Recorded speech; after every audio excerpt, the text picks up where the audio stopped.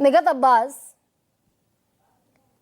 भारत तो शांति के पक्ष में है। अब अगर कोई भी वैश्विक आपदा है, और इसमें मेरा सवाल एक और ये भी है कि इसका तो स्वागत करना चाहिए, भले ही डोनाल्ड ट्रंप कल क्या कहेंगे किसी को नहीं पता, पर अभी वो स्टॉपिंग द वॉर वाले टर्म पर अटके हुए हैं, स्टॉपिंग द वॉर। तो अच्छी खबर भारत के लिए भी है ना। जी, पहले तो मुझे गरिमा जी ये नहीं समझ आता कि बड़ी अजीब सी बात है कि पूरे विश्व भर में मिसाइल कहीं पर भी चले, लेकिन भारत के पेट्रोल पंप और भारत के किराने की दुकान पर कपकपाहट सबसे पहले पहुंचती है। और क्यों ना पहुंचेगी भी, भारत की अर्थव्यवस्था और विश्व गुरु का जो इतने 12 सालों से बीजेपी वाले ढोल बजा रहे हैं, वो ढोल तो फट चुके हैं, क्योंकि भारत की जनता का, आम आदमी का जो बजट है वो वेंटिलेटर पे चला गया है। ये बात करते हैं बड़ी बड़ी।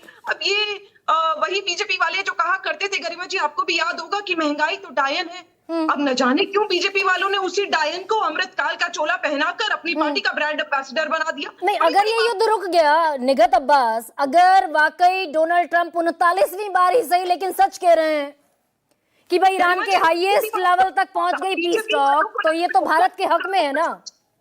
बीजेपी वालों को लगता होगा कि ट्रंप सच बोलते हैं। कैसे मानिए, पिछले 3 दिनों में जिस ट्रंप से मोदी जी ने झप्पियां पाई, ठहाके लगाए, उन्हें गोलगप्पे खिलाए, उन्हें बिठा बिठाकर उनका स्वागत करा, उनके सामने नतमस्तक हुए, हाउडी मोदी करे, और उन्होंने अब की बार ट्रंप की सरकार करा। ये वही यूएस के प्रेसिडेंट है जिनके यूएस ने अभी पिछले 3 दिनों में भारत के इंडियन सेलर्स की 3 सेलर्स की हत्या कर दी।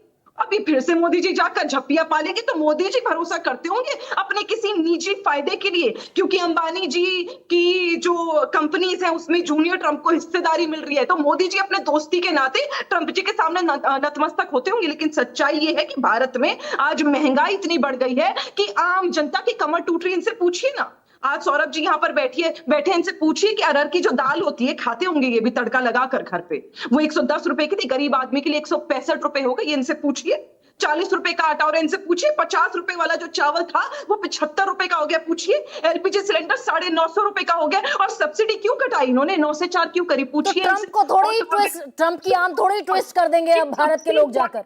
भारत के नेता डोनाल्ड ट्रंप की आम ट्विस्ट नहीं कर सकते ना निगत अब्बास जी।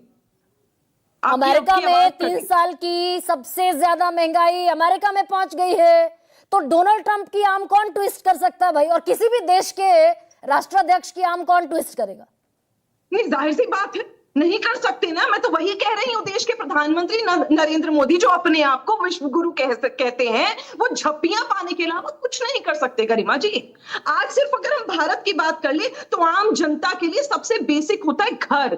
5.5 लाख लोग ऐसे हैं गरिमा जी जिनको घर की डिलीवरी मिलनी थी। बिल्डर हाउसेज जो होते हैं, बड़ी बड़ी प्राइवेट कंपनीज के बिल्डर्स के 5.5 लाख लोग थे जिनको घर मिलने थे भारत में। 7 सिटीज में, 7 स्मार्ट सिटीज जो ये बोलते हैं, वो क्यों नहीं मिल रहे पता है? क्योंकि लॉजिस्टिक और स्टील नहीं आ पाएगा वॉर की वजह से। तो जो लोग अपने किराए के घरों में रह रहे थे 2026 में, उम्मीद कर रहे थे कि हमें घर मिल जाएगा, अब उन्हें घर भी नहीं मिलेगा, उन्हें किराया भी देना पड़ेगा और सैलरी। वो 20,000 रुपए से नहीं बढ़ती। 80% लोग आज भी भारत के ब्लू कॉलर जॉब करती है, 20,000 रुपए से कम कमाते हैं। उनसे पूछो ना क्या। प्रोफेसर सौरभ मालवीय से सवाल तो था भाई, हम तो पाकिस्तान से तुलना करने लगते हैं, जब महंगाई की बात उठाओ हम पाकिस्तान से तुलना कर देंगे कि वहां 1200 का सिलेंडर मिल रहा है, हम 942 का दे रहे हैं। एक सेकंड निगत, एक सेकंड आशुतोष सर,